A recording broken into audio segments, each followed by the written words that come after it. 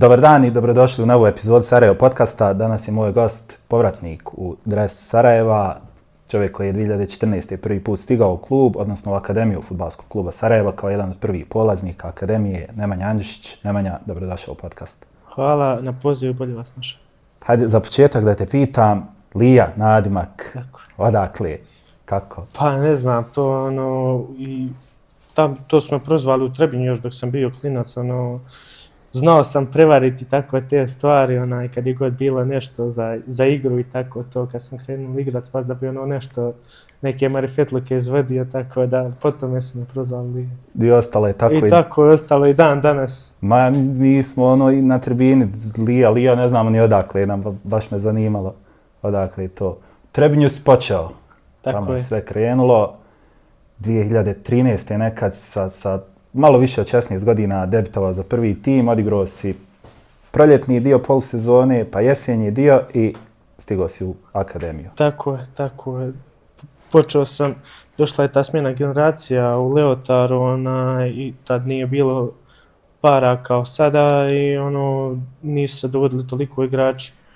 I desilo se te neke smjene generacija što se nama potrefilo u toj našoj generaciji i prekomandovani smo u prvi tim i neplanirano, svi sretni, dobijaš priliku kad se nama je nadaš sa 16 godina što je bila misaona imenica tada. Ti si više od 10 utakmica odigrao tamo i onda si stigao ovdje u Akademiju sa Markom Mihojevićem. Tako je, jeste, upravo ste. To se desilo na zimu, tad se oformila Akademija i na nagovor mog prijatelja Semjana Miloševića, koga sam upoznao i dan danas smo u odličnim odnosima i čujemo se skoro svaki dan. I preko tada je bio šef Akademije Almir Hurtić, koga ovim putem pozdravljam i želio mu se zahvalim za sve što je uradio za mene. Dobio sam poziv da dođem i kad pričao sam sa roditeljima, išao sam u školu još i oni nisu bili u momentu za to i ja sam htio da idem, imao sam stvarno želju da se probam, da probam nešto da napravim i rekao sam ja idem pa šta mi Bog dragi. Kako ti je bilo kad si došao ovdje? Znači, pa sigurno bilo mi je jako neobično, sreća mi je bila što je bio moj prijatelj kolega Marko i pa smo se tako družili i nije bilo toliko strano tu, imao sam s kim da se družim, ali stvarno mi je bilo jako teško prvih par dana, čak sam bio u situaciji došao da kažem, ma ne mogu ja ovo, idem kući. I onda bilo je tu i plača i svega prvih par dana i posle nekog vremena navikneš i onda i prihvatite i sredina i ti se navikneš tu i onda sve krene lakše. Maja, sunce, platani, sladoled kod Grka i onda ovdje u smog. I onda dođeš ovdje u smog i u maglu, ali dobro. I onda te nakon sezone u prvom timu vraćaš se u juniore. Kako je to djelovalo? Pa, u momentu kad ti skontaš da si tamo igraš Premier ligu sa 16 godina, ali stvarno tad je bila situacija u klubu jako loša i vidio sam u kom pravcu ide, pričao sam sa Semjonom i on govori kao iskreno ja ovdje ne vidim perspektivu, zato mislim da je bolje da probaš nešto pa ponovo iz nule krenuti. Ja sam rekao slažem se i vjerujem mu, znači bezuvjetno ima moje povjerenje i stvarno mu vjerujem i ispostavilo se da je to bio pravi korak za mene. Je li ti on neki menadžer, agent ili ne? Kao savjetnik, on je više kao savjetnik. Jer misli menadžeri su generalno, on je više, on je čak, ja njega smatram kao dio porodice, on je toliko bitan bio u mom životu da sam veliki dužnik. U našem klubu sigurno ti je pričao. Jest, stvarno, sve riječi hvale ima uvijek i vazda ima nekih anegdota s njim, ovdje dok je bio i vazda spominje Sarajevo lijepom sjećanju. I ti si, vjerujem, kad si otišao, iako nisi baš hajde, skakat ćemo, nisi baš na lijep način, jer si tu prvu sezonu si bio vraćen u juniore, pa si onda su krenule posudbe. Tako je. Bio sam u prvom timu tu i nisam dobio priliku što je bilo i očekivano, jer je tad stvarno Sarajevo, tad je došao i gospodin Misetan u klub i počeli su ti transferi veliki i ozbiljni igrači dolaziti i onda je bilo, malo je nerealno bilo da neko iz omladinske škole u tom momentu dobije priliku za igru s obzirom na budžet kluba i na sve, ali bez obzira na to nisam odustao nikad i onda nisam bježao nikad od tih pozajmica, što i sad savjetujem mladim igračima da ne treba da bježe od pozajmica jer to je jako jedna dobra stvar u samom sazrijevanju. I ja sam tako iz Sarajeva otišao u Travnik na pozajmicu, što mi je veći šok bio nego kad sam iz Levotara došao u Sarajevo. Na Pirot istrčat. Dođeš tamo, u Sarajevo bukvalno imaš sve uslove, stvarno od treninga, od opreme, od ne znam nija čega, terena, dođeš u situaciju da odeš u klub gdje nemaju dvije iste čarape, bukvalno. Ali znam zašto sam došao bio i bio mi je samo fokus da sam tu, da igram, pa koliko toliko da se izborim i tako da je u to vrijeme Travnik stvarno imao i korektnu ekipu. No dobro, oni su uvijek imali nekako ok ekipu i nekih igrača, tvoj trener Feđa Dudić mi je bio saigrač. Eto, tvaja. Nije ta sezona, dvije prije je bio najbolji strelac lige. Da. Sam mi reci, jesi li tako razmišljao u to vrijeme ili si sa neke vremenske distance, shvatio jesi li tad bio ljut što ne dobijaš? Pa iskreno bio sam ljut jer mlada rasejana glava hoće da igra, da se dokazuje i ne bude ti pravo jer ko ne voli da igra, razumiješ, zato treniramo, zato radimo da bi igrali, da bi se dokazivali, pogotovo ti ko mlađi igraš tu, želja ti je da samo igraš što više, čak se tad novci nisu ni bitni, treba da ti budu bitni u tom periodu. I bio sam stvarno ljut, ali ljut i na sebe, koliko sam bio ljut na okruženje, što ne dobijam priliku, toliko sam bio i ljut i na sebe, što možda ja nisam u nekim momentima ni zasluživao. Pa dobro, to je teško kad, ko što i sam kažeš, kad si mlad igrač, mozak je na 100 strana, malo se teško i usmjeriti. Dobro, bio je Travnik, bio je Olimpik, pa je bio povratak u Sarajevo. Da, ali je bio Olimpik sam otišao, raskinuo sam bio ugovor tad. Tad došao sam, vratio sam se na pozajmicu, u tom periodu sam zatekao pokojnog Ješića trenera. Tad je onaj haos bio. Da, i ja sam došao i rečeno mi je kao da ne računa na igrača s pozajmicu. Ja sam rekao, ok, nema problema, ja samo želim da igram, da se razvijam dalje i nisam najnormalnije u odličnim odnosima se rastali jer stvarno različili su nam se putevi u tom periodu bili i ja sam kući i zove me moj prijatelj Semjon, govori kao pitao me jedan čovjek za tebe kao za Olimpik, tad je Olimpik bio Premier Liga, ja rekao šta ću bolje mi to nego da sam kući, nemam klub, nemam ništa, da gdje bilo samo da idem da igram, razumiješ, i onda sam došao u Olimpik i stvarno sam tu sezonu baš sam igrao dobro, možda nije to statistički tako bilo kao što bi možda neko, kad gledaš možda to nije bilo na tom nivou, ali tad sam imao skoro možda 18-19 godina nepunih. Igrao sam, dobio sam priliku i jako sam zahvalan, tad je bio predsjednik Nijaz Gracić koji me prihvatio stvarno tamo i ti momci koji su bili tu isto kao da sam tu već baš dugo vremena. I tako da sam se brzo uklopio, adaptirao i tu sam proigrao i napravio neke prve ozbiljnije korake. Pa sam onda vratio u Sarajevo, tako sezonu čitavu. I onda, da, došao je, tad sam dobio poziv, tad je na mjesto šefa privremeno došao Almir Hurtić koji me doveo u akademiju.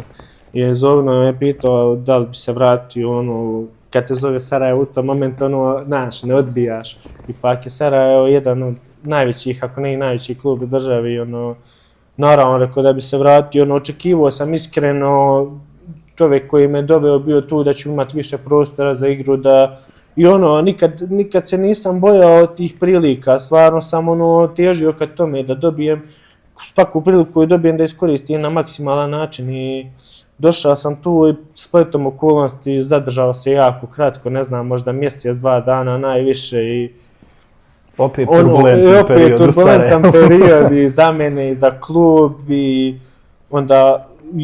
onda je došao bio, mislim da je Janjuš došao. Tako je, pa je poslije Husref.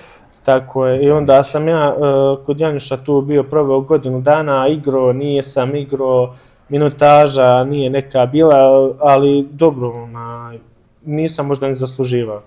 Ali, pored toga, ja sam htio da igram i dalje i onda sam odlučio da idem na novu posudbu i tad mi se otvorila opcija za Čelik, koji istina nije bio u nekoj situaciji, ali je za mene bio, ja sam tu vidio još jednu priliku za mene. Premier liga, bitno je samo da je najviši nivo. I onda sam tu stvarno proveo sam tu 6 mjeseci i stvarno mi je bilo odlično i s aspekta igranja i grada, meni se čak Zenica svidjela dosta ovih mojih kolega, kako možeš tamo da živiješ, meni tamo baš bilo prelijepo taj period i baš mi je bilo fino.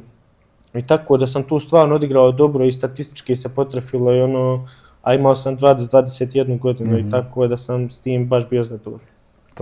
Sad si spomenuo da ti u Zenici bilo lijepo, a generalno Sarajevo i Zenica imaju čudan odnos.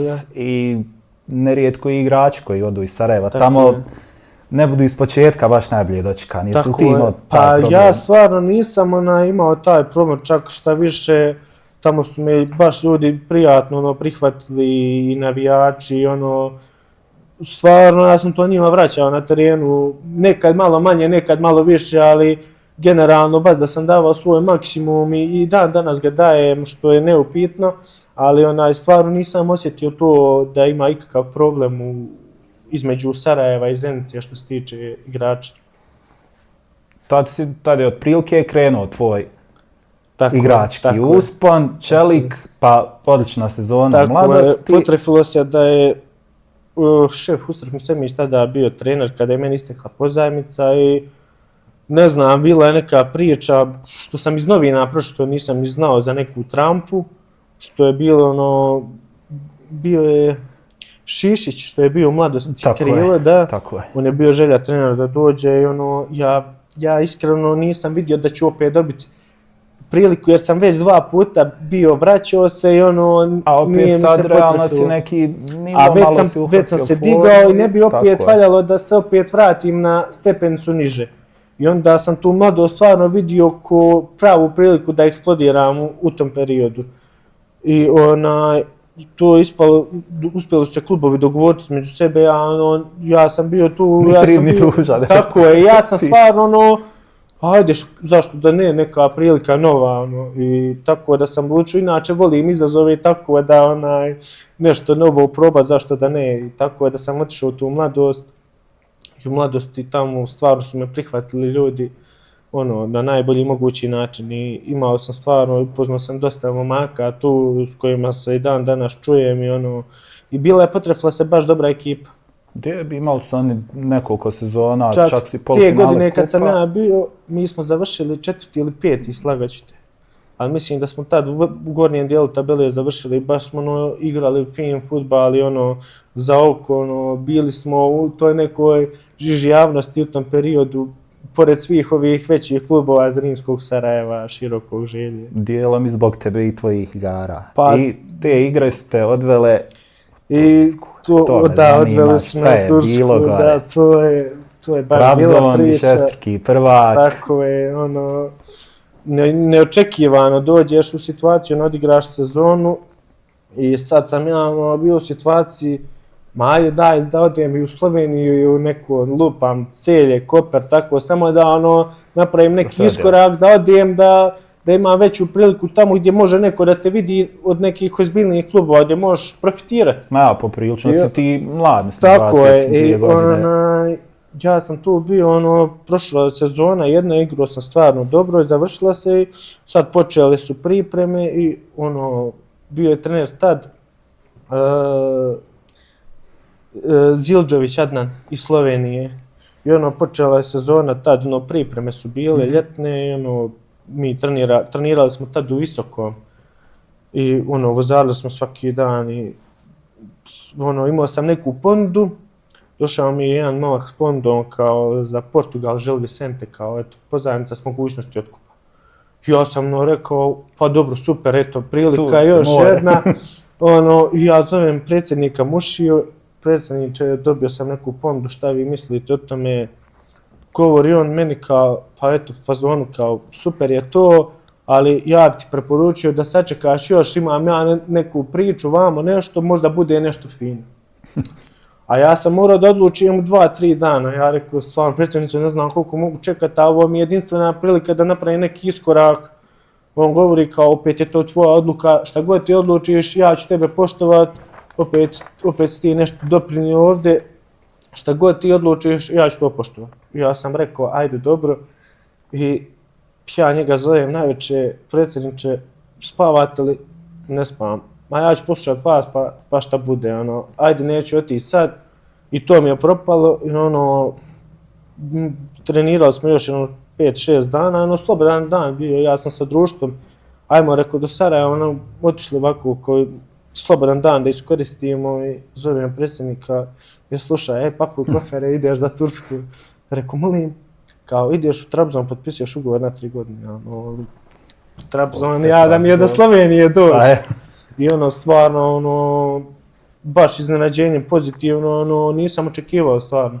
I onda je to bilo malo turbulentno, ti dođeš, bukvalno, mi smo bili u Istanbulu 3 dana, niko ti ništa ne javlja, trebaš da potpišeš, ali niko ništa, vodaju nas ljudi, ali niko ništa ne govori, šta je, rekao će potpisati, više zašto sam došao. Znaš, i tako da se potrefilo, potpisao sam, simpatično, meni se društvo, sprdamo se, nije već da se sjetnim, dođem, potpisali ste i prelazni rok, ti, John Obi, Mikel i Starić, Ligu šampiona igra, ja došao iz mladosti, iz Kahnja, razumiješ, stvarno su ti putevi čudni, gdje te sve život može odnijeti, kako se stvari dešavaju, preko noći ti se okrene život, bukvalno. A šta se desilo gore, pa bukvalno nisi dobio nikakvu priliku? Bukvalno ne znam, znači došao sam gore, ok, znao sam ja da je to neka baš velika stepenica, ja sam preskočio, možda za moj razvoj nije bilo to idealno, ali zovete Trabzon koji je jedan od boljih klubova u Turskoj, a ti igraš u mladosti koja je neki osrednji klub u Bosni, ideš pa i financijske strane, opet nema smisla da odbiješ s obzirom zašto igraš vamo, i tako da sam potpisao tamo, možda nisam očekivao da ću dobiti neku veliku priliku, ali sam očekivao kroz neki duži period možda da ću se adaptirati i da ću vremenom bijati malo više prostora za igru. Međutim, stvari se nisu tako odvijale, rekli su mi ljudi, posle mjesec i po dana, 2 pripreme, odrađena priprema, isto nisam dobio neku priliku, odigrao sam jednu utakmicu od 3 ili 4. Ja pričam s trenerom, kao on mi govori u principu da bi bolje bilo za mene da odem negdje na pozajmicu. Ja sam rekao, nema problema nikakvih.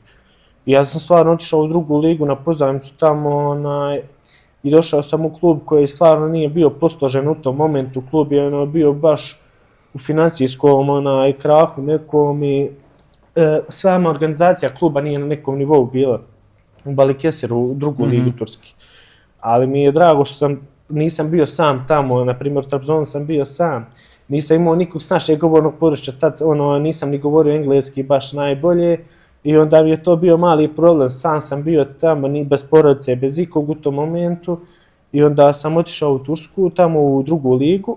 Međutim, tamo su me dočekali, bilo su 3 Hrvata i Bosanac, jedan odavde, tako da nisam bio sam i upoznao sam stvarno vrhunske momke tamo i proveli smo, tamo sam proveo 1 godinu i 2-3 mjeseca, potrefila me korona tamo, zatvoren 6 mjeseci, nisam kući došao, stvarno se izdešavalo baš.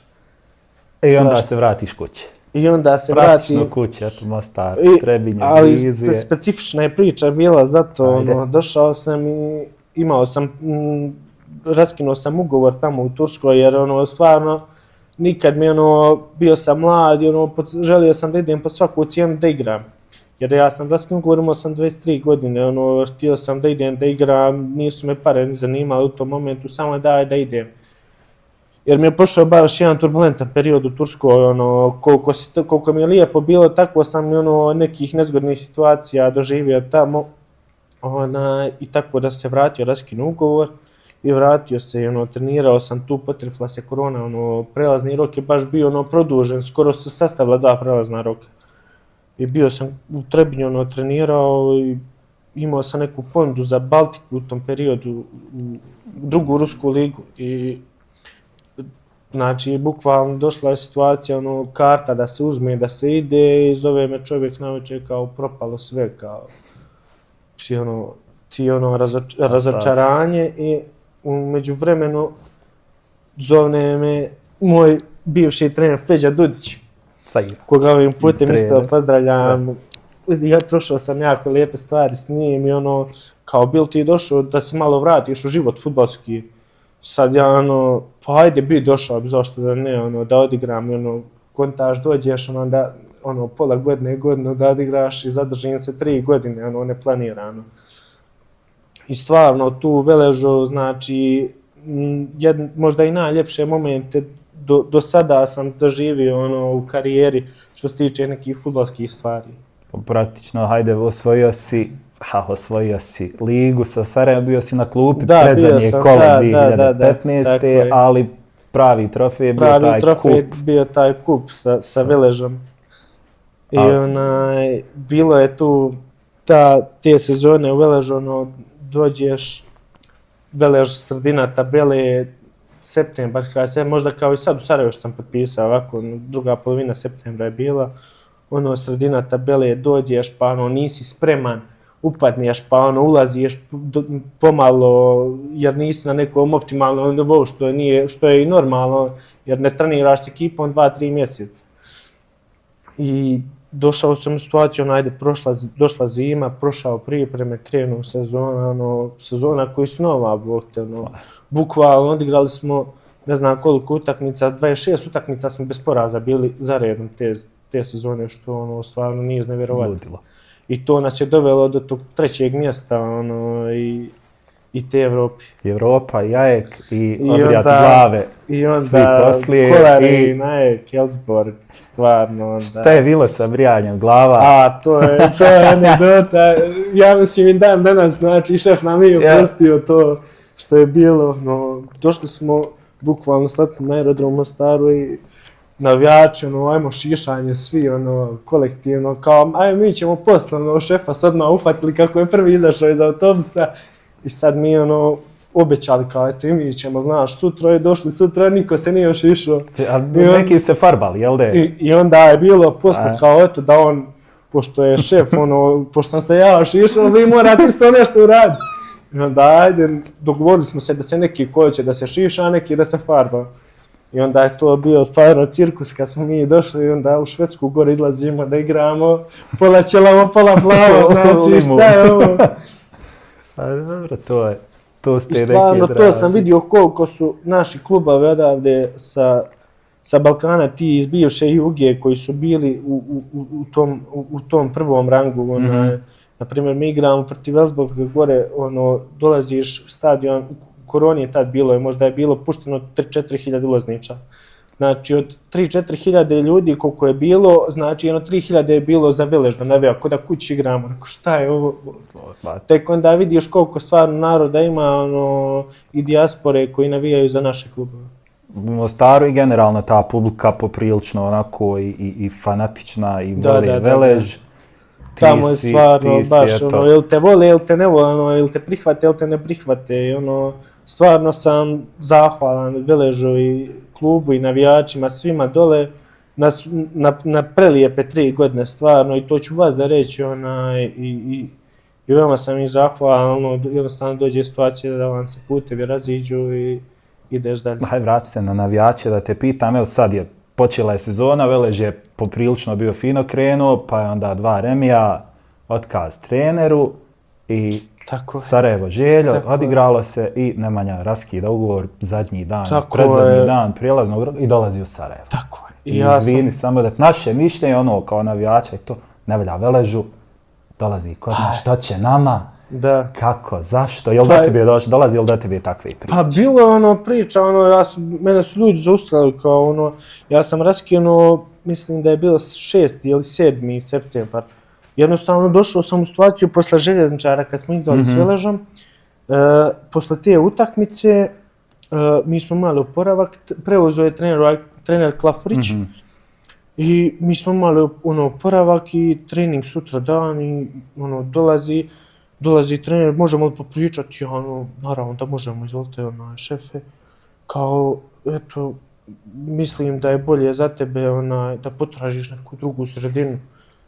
Ja u situaciji, pa je li nešto problem neki bio, razumiješ, pošto mislim da sam igrao stvarno korektno, kao eto, moje mišljenje da se ne uklapaš u sistem, ja rekao, ja poštujem vaše mišljenje, ja ću gledat da probam naći, pošto je već kraj prelaznog roka, malo je nezgodno da raskinem ugovor, a da ostanem bez kluba, nije mi ni to rješenje bilo. Ja sam onda odlučio, rekao, onda sad čuo sa predsjednikom Keviljom, rekao, predsjedniče, samo da vidim, u slučaju da nađem da li bi me pustili vi, pošto sam mjesec dana prije toga donio ljudima u klub ponudu iz inostranstva, nebitno, nisu to sad neki veliki novci, ali donio sam gdje bi ja finansijski možda bio zadovoljan, a i Velež bi u nekom krajnjem slučaju dobio neku finansijsku podršku.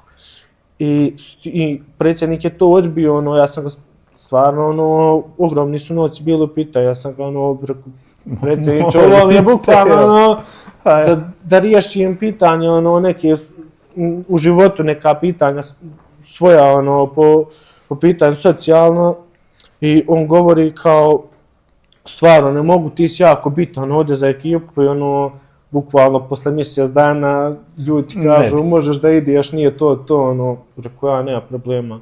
I onda je došao poziv, zove me moj prijatelj, u međuvremenu što je sa mnom u Turskoj bio Nermin Hodžić. I kao, brate, jel mogu ja tvoj brat dam sportskom direktoru Jubčiću? Ja rekao, možeš, znaš, a ja sam već u Mostaru raskinuo ugovor, sad čekam, stvarno ne znam šta ću, i planirao sam stvarno do Sarajeva da dođem sa Slavišom Radovićem, pošto smo baš dobri, i žene nam se druže, i ajde, doći, raskinuo sam ugovor, doći, rekao 2-3 dana, ja, bukvalno se čujem s čovjekom, kao, eto, jesi ti zainteresovan, dođeš, kao, pričao sam sa trenerom, on je zadovoljan, želio bi ti da dođeš, ja rekao, jesam. I potrfi se tako, ja zovem Slavišu, ćemo kafu piti, evo ja sam u Sarajevu, ali prvo moram da završim neke stvari, kao šta je? Šta završava? Potpisao. Šta si vam potpisao? Rekao, ja sam Bogan potpisao, sad smo opet sa igrači. Tako da, stvarno, putevi su nam se isprepletali, meni Slaviši, tako da. Znači, trenerova si želja bio, trenera Rožmana. Da. U Veležu te, moram te pitat, u Veležu te trenirao Amar Osim. Davno si u nekom intervjuu, rijetkom, jer te nema puno, zato smo te izvali, spomenuo da bi kao željezničar tad Amar se interesovao za tebe, kao bilo ti čak čast da te trenira. Jedno takvo ime,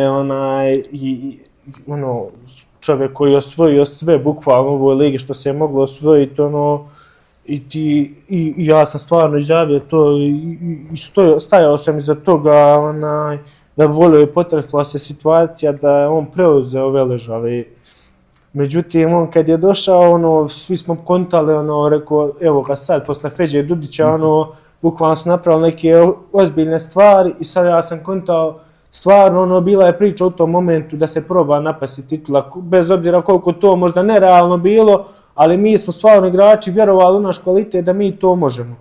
I dođe ti trener koji je stvarno ima tih iskustava koji je osvajao i titule i trofeje i ti očekuješ da ćemo ići u tom smjeru. Međutim, vremenom došao je on i stvarno smo imali smo korektan odnos. Ja ne mogu ništa stvarno reći. Maksimalno smo korektan odnos imali, ali sam stvarno više očekivao s njegove strane da nas malo više, ne znam kako bih rekao, da nas pritegne, da... S neke te profesionalne strane. Tako je, da nas usmjeri ka tim ciljevima. Mada on je imao i problema sa publikom u Mostaru, spomenuli smo je, ti si jedan od, hajde sad se može reći, dosta ih je igralo i sarajevski i mostarski derbi, moram čuveni pritisak spomenuti koji je jako bitan. Pogotovo u Sarajevu, pa tako, a i u Mostaru je, kako se ti nosiš sa tim? Pa kad sam bio mlađi, dok sam bio ovdje, iskreno mislim da nisam bio toliko zreo ni fudbalski, ni kao osoba. Mislim da sam sad došao u te neke prave godine fudbalske gdje sam došao sasvim zreo sa nekim ciljevima i kojim samo o tome gledam, usmjeren sam ka tim ciljevima i fokus mi je samo na to, ove vanjske strane, vanjske stvari me ne zanimaju stvarno i nisam fokusiran toliko na neke stvari sa strane i to je jako bitna stvar.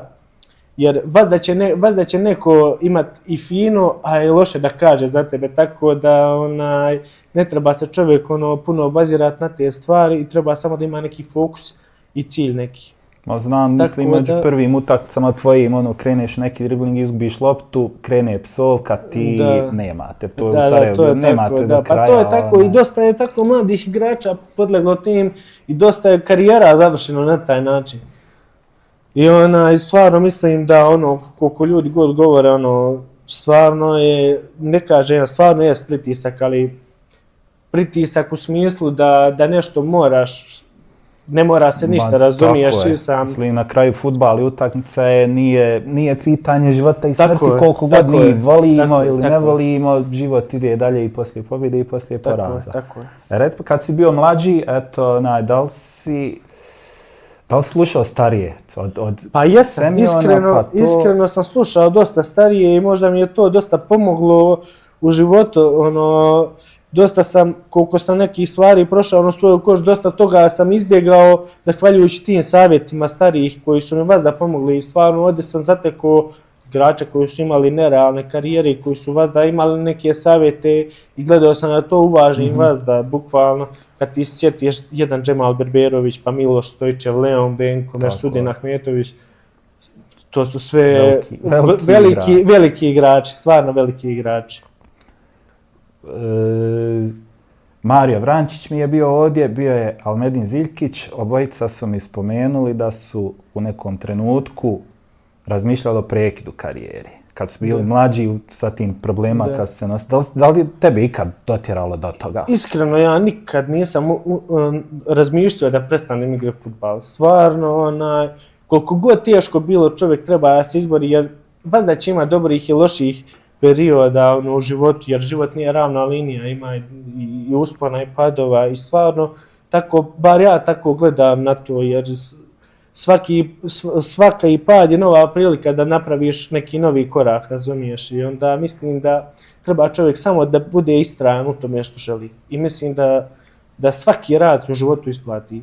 Savjetuješ li ti mlađe igrače? Svakako, znači. Pitao tebe iko i šta? Pa ima stvar, za neki, pogotovo dole u Mostaru dok smo bili dosta mlađih, šta, kako, jedini savjet koji ja mogu da dam, samo da budeš istrajan u svojim ciljevima, u tome što želiš i da radiš na ostvarenju svojih ciljeva. Jedino to. A koliko je, recimo, kad si mladi igrač, a ti sa 16 igrao za prvi tim, često se provuče priče u medijima nečemu kao čast je tim mladim igračima da treniraju sa starijim. Je li to stvarno tolika čast? Kad ti spomenuo, izvini što te spomenuo si da znaš da si na klupi, da nećeš dobiti priliku, ali... Tako je, ali vidi, sad je to malo drugačije, pošto je sad to mlađi igrači dosta shvataju zdravo za gotovo, jer sad imaš pravilo koje imaš u 21 i on zna da mora igrati. I drugačije je to, jer tad kad smo mi bili, tad nisi imao nikakva prava, tad ako se izbori, znači ti si kopao rukama i nogama samo da dobiješ priliku. A sad je već to puno lakše doći do prvog tima i to, i stvarno puno više mlađi dobijaju priliku nego tad možda što su dobijali. 100%. Samim tim što je to pravilo uvedeno, samim tim se i povećao broj mlađih igrača. I sad, ja mislim da je ovo jedinstvena prilika za mlađe igrače da iskoriste to pravilo, a ne da ga zloupotrebljavaju. Da ga iskoriste u smislu da rade što više i da tu priliku koju dobijaju, da je probaju iskoristiti na najbolji mogući način što mogu.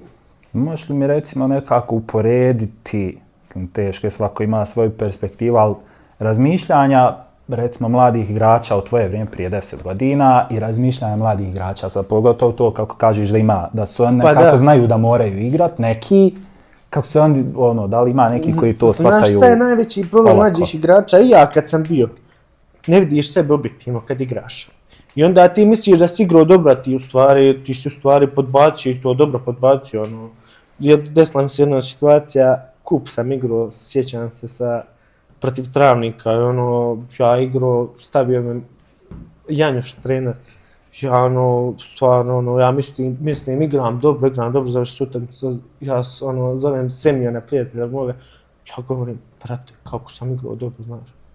Pa iduću niješ biti 18. Šta pričaš ti, znaš, u svojoj glavi.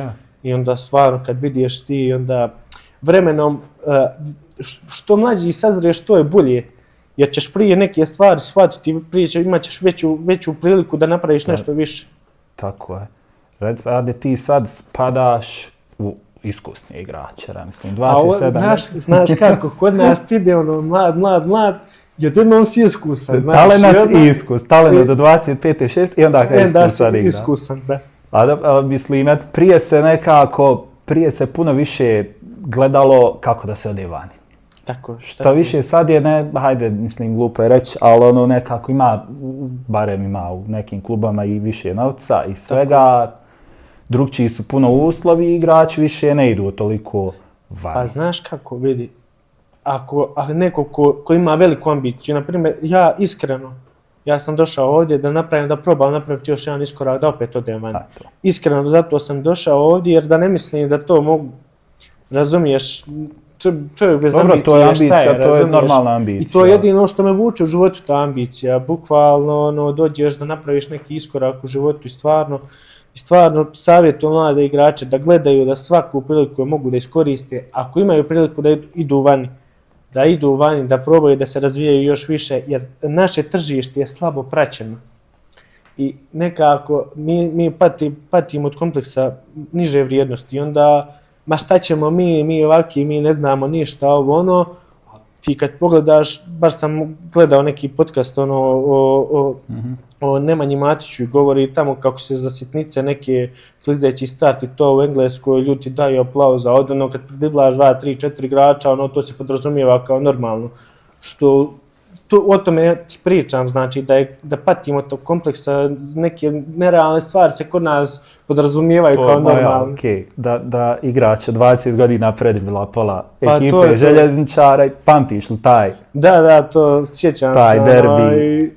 I danas imam taj video i gledam, ponekad pogledam to stvarno. Dobro, taj utakmica, to je jedna od onih psihološki strašni. Nama nije ništa trebalo, ali nije ništa trebalo, a mogao si da utičeš na neke druge stvari.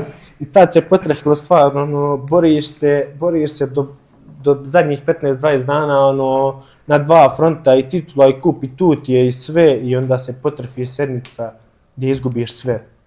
I onda ti je vadilica jedino bio taj derbi, da bar ako ne možemo mi, daj da ne uzmemo želju. To je to, pa to. I onda se stvarno potrefilo, dobišmo tad mi taj derbi i tad stvarno izgubi želju titulu koju je možda imao u svojim rukama.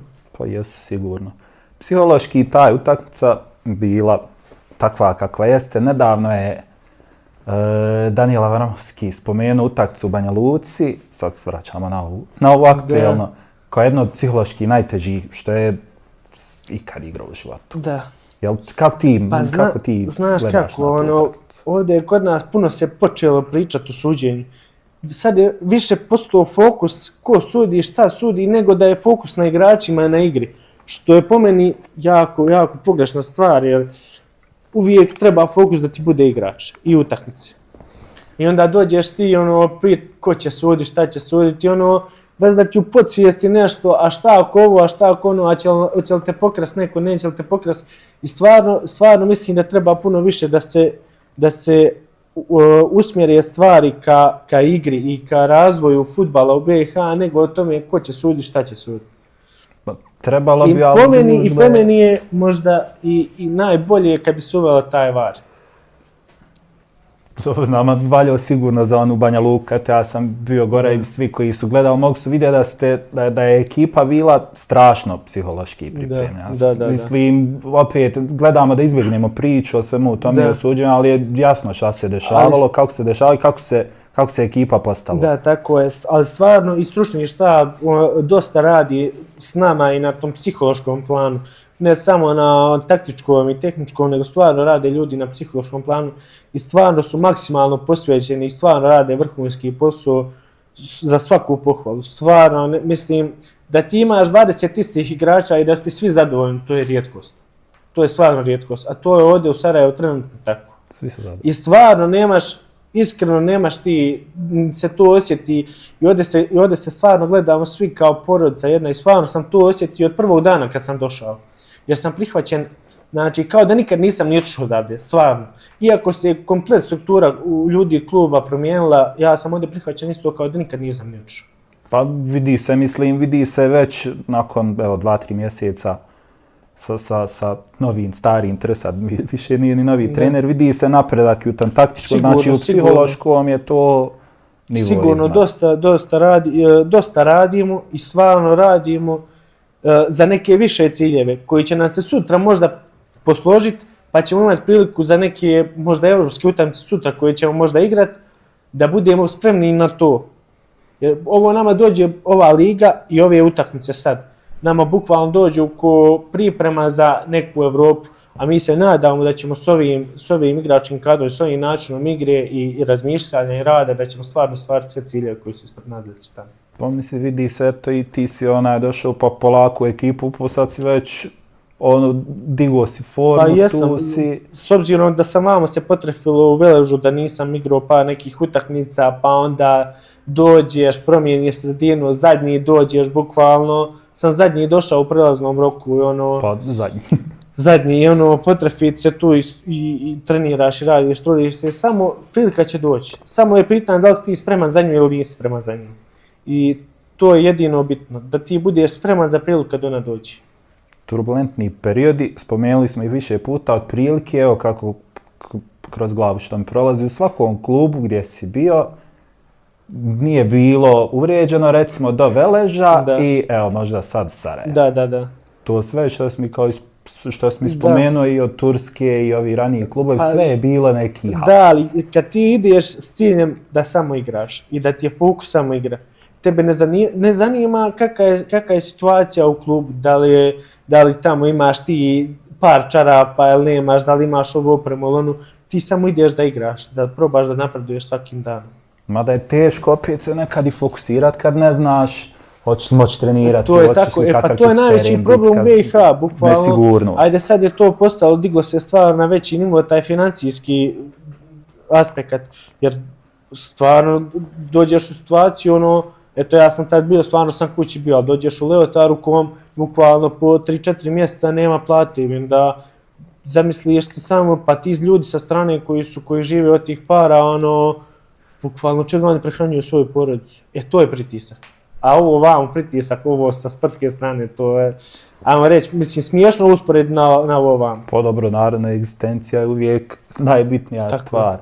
A sa trenerima kakav si, mislim, vidi se po tvom radu, da si... Ja sam stvar što se tiče maksimalno profesionalan, sa trenerom uvijek imam korektan odnos. Profesionalizam, ispred svega, bukvalno, nisam imao nešto preblizak odnos, ali sasak nisam imao korektan i profesionalan odnos. I uvijek se toga držim.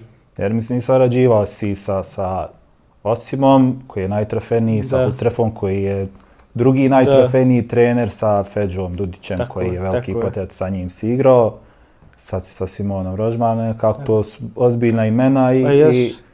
Jesu stvarno i svaki trener donese nešto novo, od svakog trenera imaš, ako želiš, imaš od svakog nešto naučiti. Stvarno, i jako je bitan taj način treninga, da li ti dođeš samo da otaljaš trening, da ti prođe, ili stvarno posvećen da ga odradiš maksimalno, jer stvarno vidim kad povučem crtu gdje sam bio možda prije 3-4 godine i gdje sam sad. što se tiče tog načina razmišljanja, rada i toga, posvetiš se, prije, na primjer, ko mlađi nisam razmišljao, na primjer, o ishrani i tako tim stvarima. I onda dođeš, kad sam došao iz Turske, bukvalno, počeo sam da vodim računa malo o tome. I onda ti vidiš vremenom, ti nećeš vidjeti rezultate momentalno, ali kroz određeni vremenski period one stvarno donesu velike rezultate. Ako imaš strpljenje. Tako je. A vidi, strpljenje ti je jako bitna stvar, jer ti ako nijedan rezultat ne dolazi preko noći, da se razumijem. I za sve treba vrijeme. Treba, samo su generalno ljudi nestrpljivi. I mi navijači, pogotovo ako nema trofeja sezonu, dvije. Ali iskreno, navijači, ako su stvarno iskreni, pravi, istinski navijači, ko razumije stvarno da ovo nije jedna utakmica ili ovo nije jedna sezona, ovo je proces.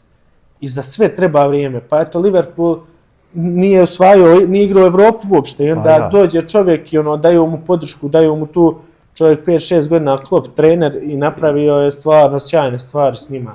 Ali ništa nije preko noći došlo. A to je to. Kakav ti imaš odnos sa navijačima? Ne znam, imali te na društvenim mrežama? Ali nisam stvarno, imam korektan odnos kao i sa svima. Uvijek i kad me ljudi pozdravuju u grad, naravno uvijek se najnormalnije javim, ali nisam neko ko se eksponira, niti volim to. Totalno sam out toga. Dok sam priprema neka, vidim da nema uopšte puno informacija o tebi i nečega, pa hajde, iskoristili smo priliku da malo ispričamo. Da te pitam, još Premier Liga naša, misliš li da je, ti sad kao već iskusan, neki ljudi i dalje gledaju to kao zadnja stepenica u kari, neću više, to ako nema, nije, eto, tu ću samo što mora. A iskreno da vam kažem, Premier Liga je jako kvalitetna liga, bez obzira šta ljudi pričaju, to je moje mišljenje. Jer mislim da je ovdje najveći problem bio teren. I mislim da ti dođe neko ozbiljan će doći da pogleda utakmicu. I sad ne podcjenjujem nikog stvarno. I dođeš, u Gabelom igramo sa Slogovom Doboj, bukvalno zadnje kolo prošle godine. Znači, voda je do koljena, ne može lopta uopšte da ide lokve su i onda dođe neko da kaže šta ću ovo gledati. I onda ti bukvalno odeš, prođeš granicu, tu dođeš u Hrvatsku gdje su svi tereni kod tepih. I onda ima smisla to što treniraš, što radiš. Džaba mi treniramo i radimo, lupam na dobrim terenima i onda dođeš, bukvalno igraš utakmicu koja nema nikakvog, kvalitet tu nema nikakvog značaja. Tu ti je samo borba i želja. I želja ko će više i on će ti pobijeti utakmicu. Bar je to moje mišljenje. Znači tu samo želja pobjeđuje. Mislim, ti si eto igrao u onim starijim sezon, 2012, 13, 14 kad je to bilo grozno, kad je, ne znam, 10 od 12 terena bilo. Ja sam tad preko mojem opet tim bio Meho Kodro je trener bio, mislim, prvo kolo u Gradačcu mi igram. Izlazi čovjek u čizmama. Igrao, zabio 2 gola Realu i izlazi u gumenim čizmama. I onda šta ćemo mi tu pričati. Ali stvarno mislim da je dosta liga napredovala, pogotovo samom infrastrukturom, samim tim terenima što su napravljeni, dosta je dobila na kvalitetu. I mislim, moje mišljenje za razvoj BH fudbala, mislim, koliko god da je dobro što su ukinuli strance za ove igrače iz bivše SFRJ, mislim da je toliko su umanjili vrijednost svojih igrača.